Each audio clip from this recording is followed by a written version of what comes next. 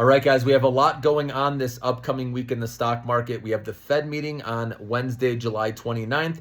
If they did raise rates, then that is not going to be good for the market. Hopefully they pause, remain where they're at, so then we can at least hang in there, okay? But like I said, it's okay to do nothing right now in the market because a lot of the market or a lot of stocks and indexes are below their 50-day moving average. And when you're below that, the bears are in control. And that's why you've probably noticed a lot of trades, there's no follow through with them, and why it's a sell the rip environment. It's because of that. So we're showing weak, with the macro, with the technicals. And like I said, the earnings are the one thing that have held up the market up until now. But now even companies like Google are going into negative free cash flow. They haven't been negative free cash flow for many years.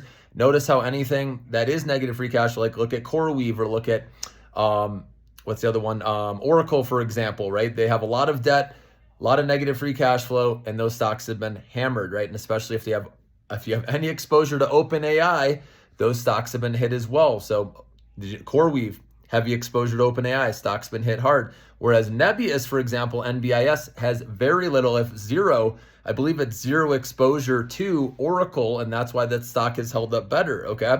And then, so Oracle obviously has very high exposure, like 300 billion in their backlog is tied to OpenAI, and no one believes they're going to be able to pay that, right? And so that's an issue, and that's why Microsoft's been dragged down because of their exposure, right, to OpenAI, and obviously they've been trying to, diversify away from them, working with Anthropic and whatnot. But again, so just be aware, this environment right now, guys, the risk is to the downside right now. So I just want to make sure you guys know I've said protect capital right now. That's the environment we're in. And so I'm doing very little. I'm only playing the oversold bounces with Micron, or I'm doing the rest of my money obviously is being used to sell cash secure puts and covered calls, which I'm telling you guys, this is where it's at in this environment right now. You can make money consistently every week, regardless of whether stocks go up or down.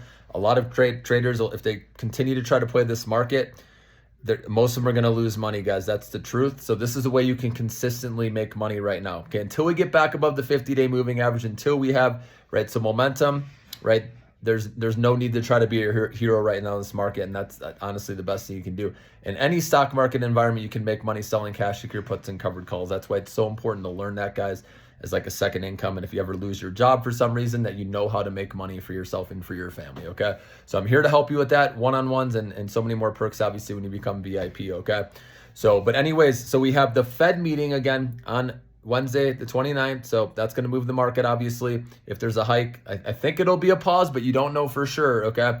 And then also, we have a lot of mega cap earnings as well, and you want to watch what they say about capex spending, guys, right? If they do say they're slowing down their capex spending because they saw what happened with Google, let's say that happened with one of these companies, let's say Meta or Amazon says that, then those stocks are going to go up and the picks and shovel plays are going to get hit even harder, right? The semiconductors, AI infrastructure, they're going to go down more. So just be aware of that. I don't think that's going to happen because Google just reported they're spending more, went into negative free cash flow. So I would think Amazon, the others would do the same thing. And if that's the case, right, Amazon will probably go down, right? These mega caps can go down a little bit more, okay? Again, the only way I'd say is if you're truly long-term, right, these are winners, but in the short term, these can go lower before things get better. But the nice thing with the mega caps is at any point they can slow down their spending, and they know this, and then that's going to help their stock. So that's why I believe at some point, right, it's only a matter of time before they slow down their capex, and then that will help the stock. And that's why I'm okay, if you like, especially if you've already been holding mega caps for many years and you're up.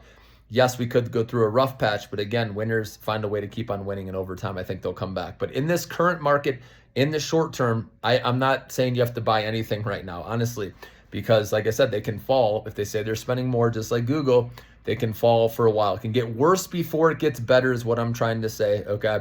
And so and I'll keep looking at the charts, obviously, guys. That's why I become a member, because I will keep you posted. If I'm going out and buying anything, I'll let you know, okay? But right now, like I said, we have three pillars holding up the economy. You got the earnings or fundamentals, the macro, and the technicals, right? And so the macro and the technicals are not good right now. We know the macros, oil prices higher, the treasury yields are going higher, which is not good. Borrowing costs going up. And again, if they hike rates, not going to be good, right? For any of that. The US dollar going up, not good. Again, for the tech stocks. And then obviously what's going on in Iran, that's the macro, right? Not going well. And then we have the technicals, which the charts, like I said, broke under key levels, guys. And that's why I've been telling you to be cautious right now while we're under there, because trades don't work like they used to, right? You don't get that follow through of momentum. So bears are more in control while we're under 50-day moving averages. So if you're ever interested or curious, should I buy a stock or not? Just simply Google, is this stock above its 50-day moving average? If not, then I personally wouldn't mess around with it, okay? And then the one thing holding up is the fundamentals, which are earnings, right? But again, people are questioning that.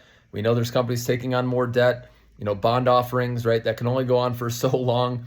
And so, in the circular, right, flow of money to each other. And so it's becoming an issue. We know Michael Burry has brought up how these earnings aren't really what, people think they are. And I can see that. And so that's why if we lose that too, right, it's a problem. So that's why just be cautious in this market environment right now. Micron is barely hanging on to its 50-day moving average, but if we lose that, you got to respect that. You got to have your stop loss and remember, but that's the one that has more relative strength because we know that's where the spending's going, right? So I'm okay with that one. So again, though, but make sure to sign up, become a member so you get all my alerts, guys. It's going to help you. I will let you know when I'm DCAing into things, when I see, the macro get better. Obviously, the technicals get better as well. And then, like I said, we will make money on the flip side, but I think we're going to get some really good discount shopping opportunities. I want you guys to be prepared for it. So again, make sure to have cash available. And like I said, we'll pounce when the time is right, guys.